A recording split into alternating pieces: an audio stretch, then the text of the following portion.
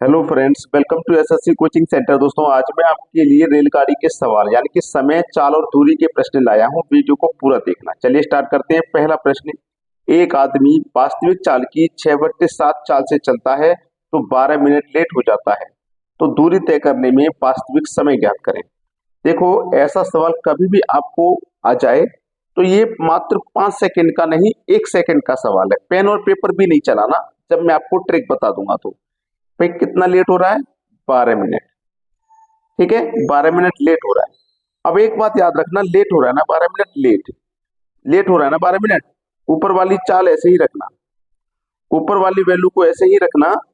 अब चाल लेट हो रहा है, लेट हो रहा है तो 7 में से एक कम, 6, 7 से 6 कम कर दोगे तो 1 आ जाएगा, तो बटे में 1 रख देना है। 12×6 = 72। सवाल खत्म हो गया है जी। 12×6 = 72 का मतलब क्या होता है? 1 घंटा 12 मिनट। यही तो होता है 72 मिनट का, 72 का मतलब 1 घंटा 12 मिनट। डी ऑप्शन बिल्कुल सही। जो समय है वो लिखना है, ऊपर वाली वैल्यू को ऐसे ही लिख देना है। ठीक है, चलिए अब देखते हैं अगला सवाल। अगला सवाल, एक आदमी 20 मिनट देरी से चला और अपनी सामान्य गति की 1/2 गुना गति से चलकर कार्यालय समय पर पहुंच गया।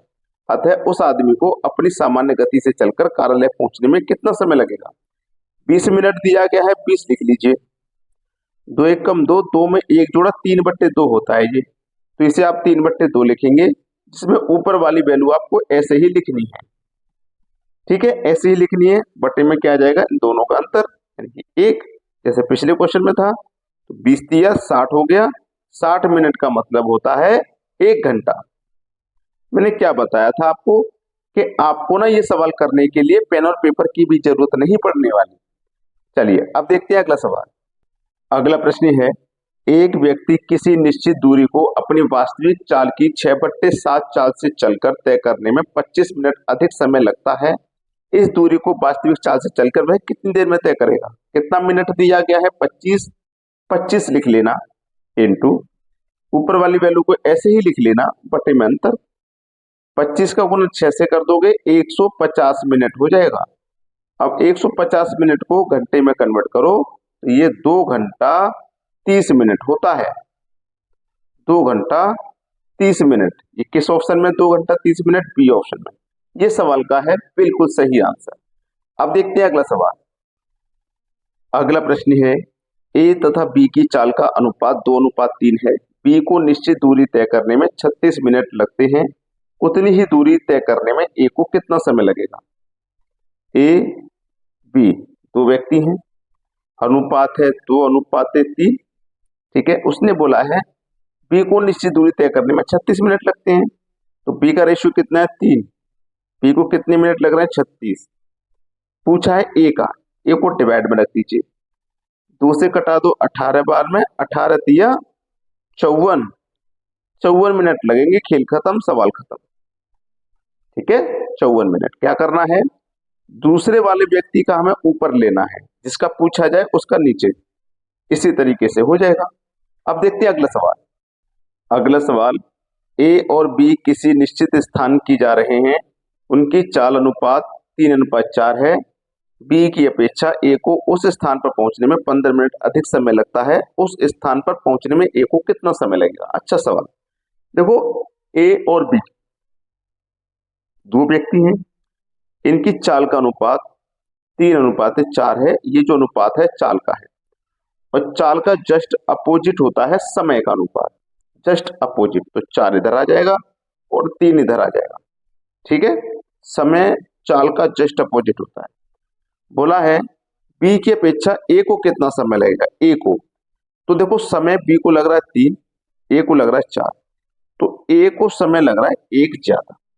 ठीक है, 1 ज्यादा। और यहाँ कितना लग रहा है? 15 मिनट। तो एक की वैल्यू 15।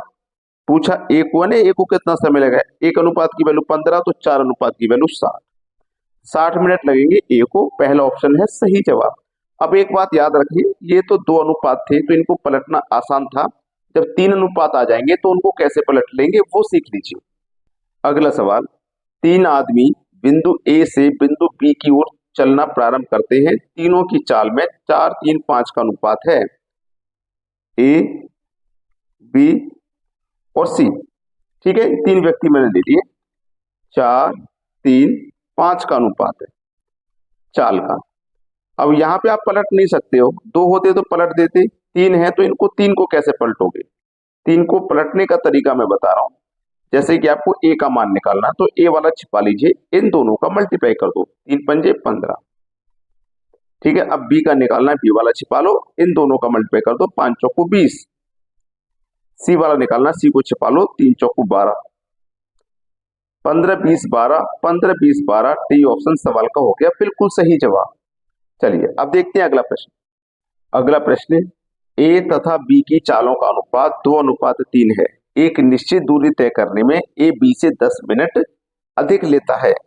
यदि ए अपनी सामान्य चाल की दोगुनी चाल से यात्रा करे तो उसे यह दूरी तय करने में कितना समय लगेगा? ये जो सवाल है ना दोस्तों, ये आपके लिए होमवर्क है। मैंने ये सवाल आपको प्रैक्टिस करने के लिए दे दिया है। और मैं आपको एक बात बता दूं, जिस बच्चे का आंसर 15 मिनट आएगा वो बिल्कुल सही कैलकुलेशन किया है। अगर कुछ और आ रहा है तो कैलकुलेशन में कोई ना कोई गलती है। तो ये सवाल होमवर्क के लिए है। वीडियो को सभी बच्चे लाइक और शेयर जरूर करें। ठीक है दोस्तों, धन्यवाद।